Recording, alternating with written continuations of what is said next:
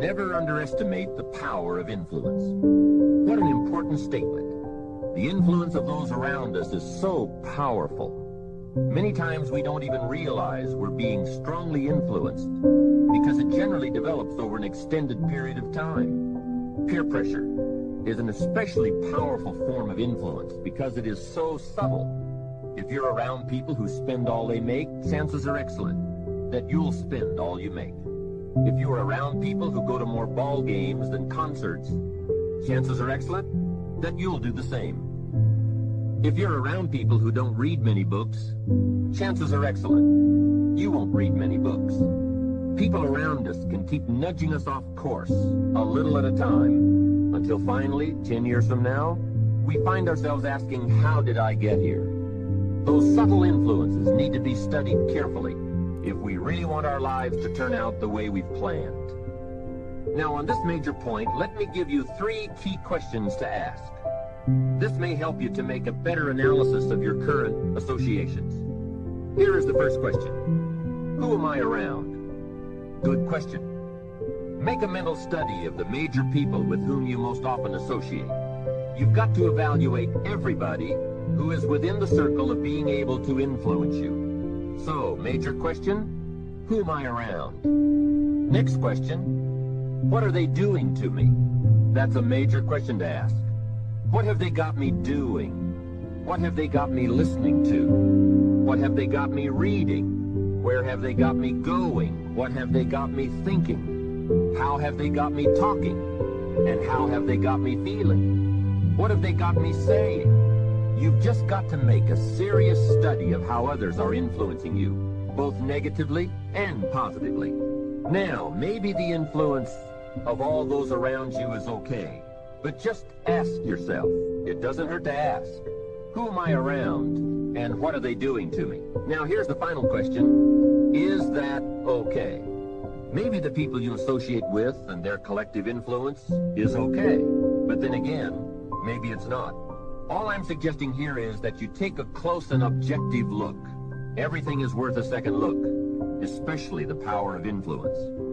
Positive influence can have an incredible effect on your life, but so can negative influence. Both will take you somewhere, but only one will take you in the direction you truly wish to go. It's so easy just to dismiss the things that influence our lives. The man says, I live here, but I don't think it matters. I'm around these people, but I don't think it hurts. I would take another look at that. I've got a good phrase for you. Everything matters. Now, sure, some things matter more than others, but everything matters. Everything weighs something. So you've got to keep checking to find out whether associations are tipping the scales toward the positive or toward the negative. It doesn't hurt to look, right? Ignorance is never the best policy. Finding out is the best policy.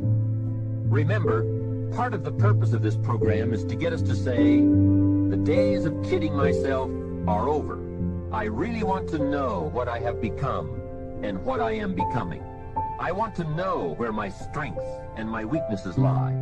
What has power over me?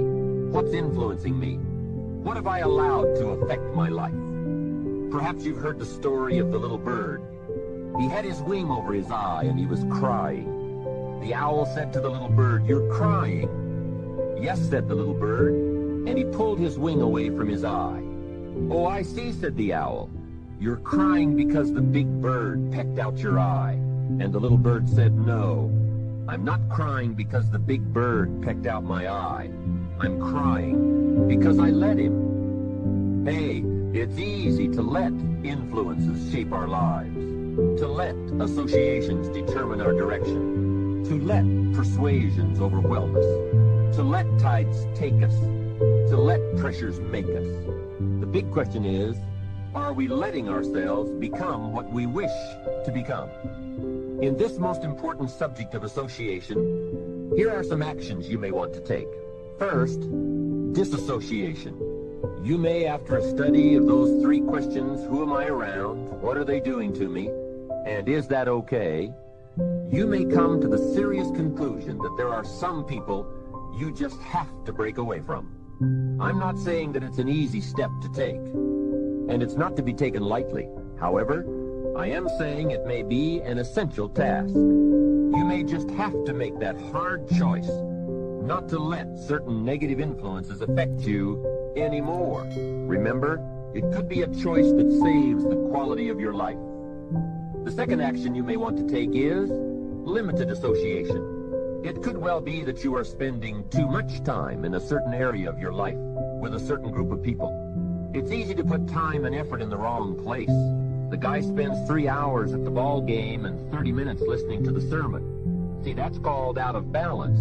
30 minutes for spirituality, 3 hours for entertainment. That doesn't weigh well 5 years from now, 10 years from now, when you take a look at the sum total of your values in your life. Here's one of the easy ways to end up with a mediocre average life: spending major time on minor things. Sophisticated people learn to weigh everything before they spend time or money. You've got to weigh before you pay. Whether you're going to spend heavy time or light time, you've just got to weigh. Otherwise, if you're not careful, you can get trapped into spending heavyweight time with lightweight people. Now, it's okay to have casual friends as long as you give them casual time, not serious time. Spend major time with major influence and minor time with minor influence. It's so easy to do just the opposite, but don't let it be said that you fell into that trap. So maybe all you need to do to change some of the influences in your life is not to eliminate them, but merely limit them. Say, I have a good time with these people, but I'm not going to spend days and days with them anymore. I'm just going to cut that down and save some of that time for more major people and more major enterprises. Remember, it's your life. You can spend your time with whomever you want and whenever you want. But you didn't invest in this program for me to kid you. Take a look at your priorities and your values. We have so little time at our disposal. Wouldn't it make sense to invest it wisely? If you have only $100 in your pocket, it's okay to spend $20 for fun and put $80 toward your important values and commitments. But would you be happy reversing those percentages? Better to put the majority of your money where you know it will get you a positive return, rather than put it where the taste is brief and the results are poor. Of course, you must be the judge. You must determine whether the situation and the people call for disassociation or limited association. But remember, if it isn't taking you where you want to be 5 years from now, 10 years from now, now is the time to fix it. The third process is the one I'm most strong.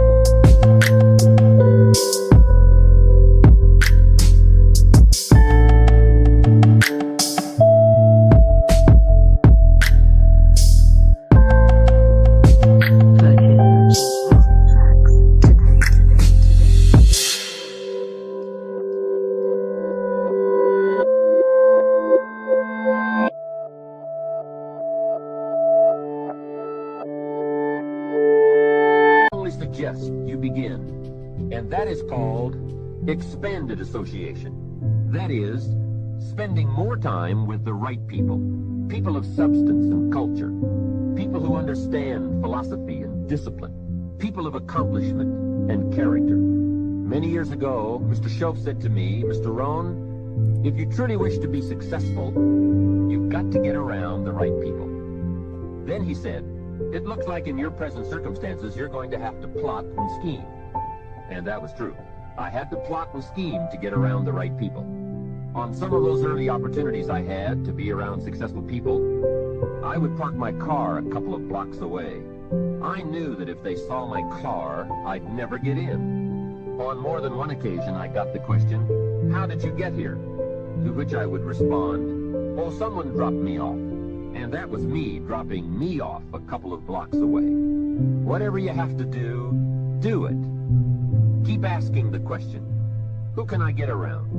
Who could I spend some time with? Who would have a positive influence on my life? I played every trick in the book I could think of to get around the right people. But it was worth it. Now here's the surprise. It is possible for a modest investment to get around major people. If you had a chance to sit down for an hour or two with a wealthy person, and all that you had to do was to pick up the lunch tab, wouldn't that be a bargain? That person might drop an idea on you that could change your life. For a lunch tab. And that's where we need to go to get our success plan. From successful people. Don't pick up your plan, especially your financial plan, from unsuccessful people. Here is something else exciting. It's possible for people of modest means to start a wealth plan. You don't have to be wealthy to have a wealth plan. You don't even have to be healthy to start a health plan. All you have to be is smart. Smart enough to say, "Hey, I've got the wrong plan, and I'm going to get around someone who has a better plan and make it my plan." So, find some successful people to help you fill out your success plan. Find somebody healthy to get your better health plan going. Find somebody living a unique lifestyle to develop your lifestyle plan. This is called association on purpose. Getting around the right people by expanding your circle of influence.